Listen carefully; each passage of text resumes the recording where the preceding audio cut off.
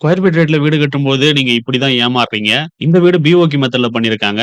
இதுக்கும் square feet ரேட்டுக்கும் என்ன வித்தியாசம் அப்படின்னு பார்க்கலாம். ஒரு வீடு பார்த்தீங்கன்னாக்கா, அரை கிரவுண்ட்ல வந்து ground floor and first floor தனித்தனி இண்டிவிஜுவல் வீடா கட்டும்போது பார்த்தீங்கன்னாக்கா, ஒரு டபுள் பெட்ரூமோ, ட்ரிபிள் பெட்ரூமோ கட்டுறோம்னா, மொத்தம் 6 பெட்ரூம் பிளஸ் 6 பாத்ரூம் அந்த மாரி வரும். ஸோ அந்த மாரி வரும்போது காஸ்டிங்கும் பார்த்தீங்கன்னாக்கா இன்க்ரீஸ் ஆகும். ஓகே. ஸோ பிரிக் ஒர்க்கோட இதுவும் ஜாஸ்தி ஆகும். நம்பர் ஆஃப் பாத்ரூம்ஸ் ஜாஸ்தி, நம்பர் ஆஃப் கிச்சன்ஸ் ஜாஸ்தி.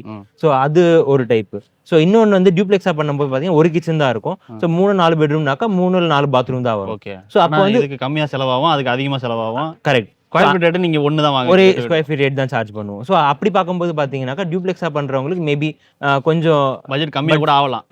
பட்ஜெட் கம்மியா கூட ஆகலாம். ஸோ அதுக்காக தான் இந்த பிஓக்யூ மெத்தட். இது இல்லாம ஸ்கொயர் ஃபீட் ரேட்ல போகும்போது இது எக்ஸ்ட்ரா அது எக்ஸ்ட்ரான்னு நிறைய கண்டிப்பா சார். விஷயங்கள் ஸ்கொயர் வரும் ஃபீட் இல்லையா? ரேட்ல போகும்போது பார்த்தீங்கன்னாக்கா, நம்ம வந்து ஒரு ஃபிக்ஸடான ஒரு பேக்கேஜ்ன்னு குடுக்கும்போது பார்த்தீங்கன்னா, இந்த இந்த ஸ்பெசிஃபிகேஷன்ஸ் தான் நம்ம சொல்லியிருப்போம். ஆமா. ஸோ அது தவிர கஸ்டமர் ஏதாவது அடிஷனலா கேட்கறாங்கனாக்கா, இது அடிஷனல், அது அடிஷனல் சொல்லிட்டு அடிஷனலே பார்த்தீங்கன்னா ரொம்ப நிறைய வந்துரும். பட் பிஓக்யூ மெத்தட் அப்படி கிடையாது. எல்லாமே கஸ்டமர்ஸோட சாய்ஸ் தான். ஸோ நீங்க வந்து கஸ்டமர் எது எது சூஸ் பண்றாங்களோ, எது வேணும்னு சொல்றாங்களோ, அது எல்லாமே நம்ம உள்ள எடுத்துன்னு வந்துடலாம். எடுத்துன்னு வந்துட்டு அதுக்கு நாங்க ஃபீஸ் மட்டும் தான் சார்ஜ் பண்ணுவோம்.